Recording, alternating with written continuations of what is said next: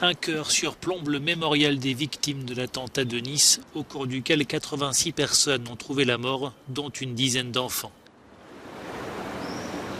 L'ouverture du procès ravive le souvenir de ces visages, de ces destins brisés et de ces familles anéanties par la perte d'un être cher. Bruno Razafi-Trimo a perdu son épouse lors de l'attaque. Depuis, il élève seul ses 2 enfants.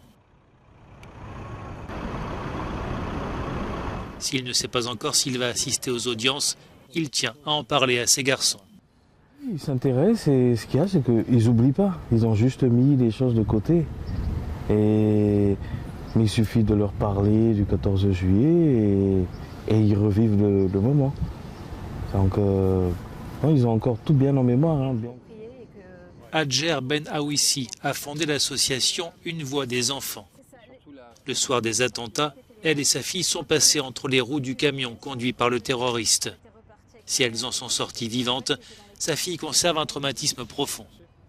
Adjer espère que le procès contribuera à panser les plaies.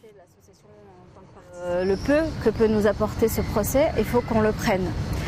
Parce que il est une étape dans ce chemin de la reconstruction qui est très compliqué parce qu'on est dans des vies hyper abîmées. Le fait que notre parole puisse se libérer au moment du procès, je pense que c'est quelque chose qu'on ne doit pas négliger.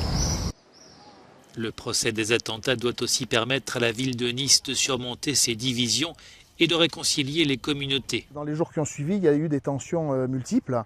Tensions entre les communautés, tensions entre les enjeux que ça pouvait représenter. Je pense notamment à une communauté qui a été à la fois cible et victime, les musulmans. Musulmans à Nice qui sont beaucoup présents dans la ville, pas forcément au centre de la ville mais en périphérie.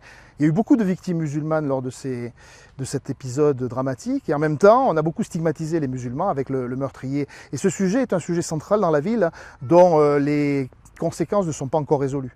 6 ans après les attentats, le passé ressurgit sur la promenade des Anglais avec l'ouverture d'un procès qui risque d'apporter peu de réponses aux familles des victimes. Mais il aidera la ville et ses habitants à aller de l'avant.